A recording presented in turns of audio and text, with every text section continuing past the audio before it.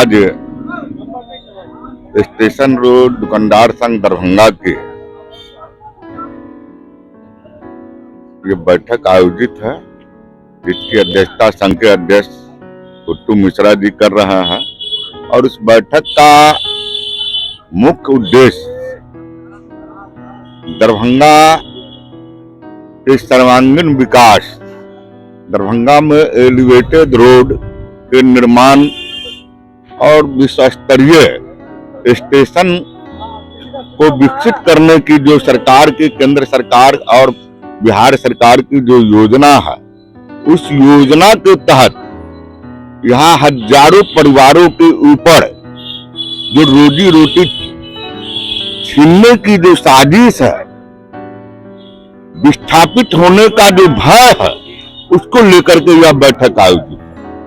और इस बैठक के माध्यम से हमारे दुकानदार संघ के लोगों ने, यहाँ के दुकानदारों ने ये आवाज बुलंद करने का काम कर रहा है कि एलिवेटेड रोड या विश्व स्तरीय मॉडल स्टेशन बनाने का हम विरोध नहीं करते, हम उसका तहे दिल से स्वागत करते हैं। लेकिन हमारी भी जीविका का जो साधन है, रोजी रोटी का जो साधन है, उसका भी व्यवस्था होना चाहिए।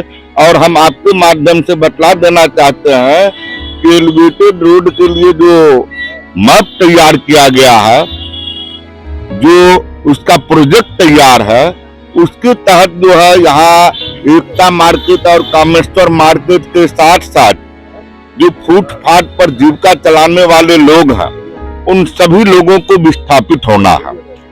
उससे बचने के लिए यहाँ स्टेशन के ठीक कामेश्वर मार्केट के पीछे हराही तालाब है, हराही तालाब का सौंदर्यीकरण योजना भी है, हम उसका भी स्वागत करते हैं।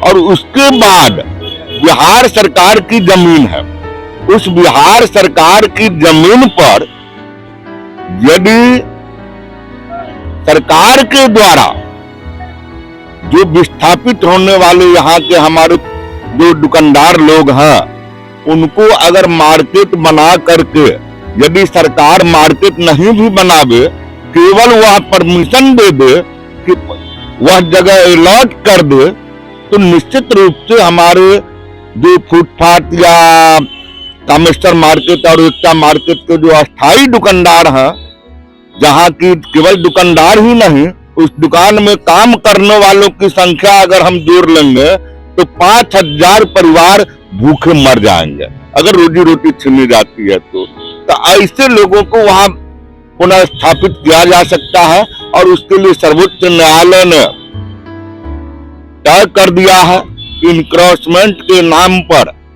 बिना पुनर्वास नीति का लाभ दिए हुए आप किसी को हटा नहीं सकता। तो ऐसी स्थिति में हम पुनर्वास योजना की लाभ मांग कर रहे हैं, हम रोजगार की मांग कर रहे हैं। और उस बिहार सरकार की जमीन की पैमाइश करके उस बिहार सरकार की भूमि पर सभी दुकानदारों को जो है जो समायोजित किया जाए, उसको लेकर के यह बैठक आयोजित है। और आगामी परसों 12 फरवरी को पूर्व घोषित कार्यक्रम के तहत प्रमंडलीय आयुक्त महोदय का ध्यान आकृष्ट करने के लिए, जिला प्रशासन का ध्यान आकृष्ट करने के लिए, बिहार सरकार और केंद्र सरकार का ध्यान आकृष्ट करने के लिए जो धरना प्रदर्शन कार्यक्रम जिला मुख्यालय में आयोजित है, उसकी सफलता को लेकर के यह बैठक आयोजित है। इसीलिए इस बैठक का मुख्य उद्देश्य यही है। और इस बैठक के उद्देश्य के बारे में हमने स्पष्ट रूप से यहाँ के जिलाधिकारी को भी, यहाँ के अनुमंडल पदाधिकारी को भी, यहाँ के विधायक को भी, और यहाँ तक कि हमारी बातचीत केंद्रीय मंत्री तक पहुंची है, मंत्री जी से भी बात हुई है, जिसे हम आप सार्वजनिक करेंगे, सब लोगों के सामने में हम सार्वजनिक करेंगे। जो बात हुई है उसको भी हम सार्वजनिक करना। आर.के. दत्ता, मुख्य संरक्षक, स्टेशन रोड दुकानदार संघ।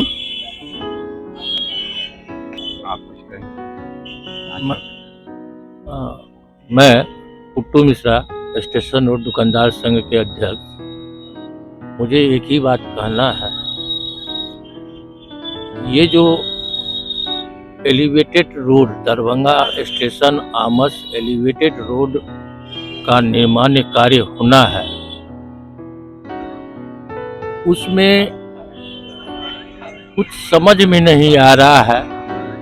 जिला प्रशासन क्या चाहता है, एलिवेटेड रोड से संबंधित एजेंसी क्या चाहती है और भू अर्जन पदाधिकारी क्या चाहते हैं। अभी तक स्टेशन रोड के दुकानदारों को ये नहीं सूचित किया गया है कि यहाँ पे किस ढंग का निर्माण होना है और निर्माण कार्य में भूमि अधिग्रहित किया जाना है, वो भूमि का पैमाना क्या है, कितना फीट भूमि चाहिए। विभिन्न सोर्सों से अलग अलग डेटा हम लोग को मिल रहा है। सरकार से मांग है कि अभी अगर एलिवेटेड रोड के निर्माण हेतु अगर कोई विस्थापित होता है, कोई भी दुकानदार, पहले उसको स्थापित करने का प्रयास किया जाए। दरभंगा स्टेशन पर सरकार के पास उसका ऑप्शन मौजूद है, बिहार सरकार का जमीन है, वहां पर पहले स्थापित किया जाए, तब विस्थापन का सोचा जाए। ये हमारा सरकार से अनुरोध। पुट्टू मिश्रा, स्टेशन रोड दुकानदार संघ के अध्यक्ष। एक दो लाइन में मांग बताइए, सरकार से क्या मांग है? बिना वैकल्पिक व्यवस्था किए हुए दुकानदारों को गुजारा नहीं जाए। अगर सरकार के पास में किसी तरह का कोई वैकल्पिक व्यवस्था की व्यवस्था नहीं है तो कंपल्सेशन बतौर कम से कम एक दुकानदार को रहने के लिए 1 करोड़ रहने आवासीय और व्यावसायिक कमर्शियल स्थिति को उत्पन्न करने के लिए, रोजी रोटी के लिए कम से कम 1 करोड़ रुपए का कंपल्सेशन मिलना चाहिए। अगर वो भी नहीं है तो कम से कम सेंट्रल गवर्नमेंट, स्टेट गवर्नमेंट या स्थानीय नगर निगम में चतुर्थ वर्गीय कर्मचारी से लेकर के और जो जिन दुकानदारों के पास में जो भी क्षमता है उनको उस हिसाब से एक जॉब मिलना चाहिए। यही हमारी बात है।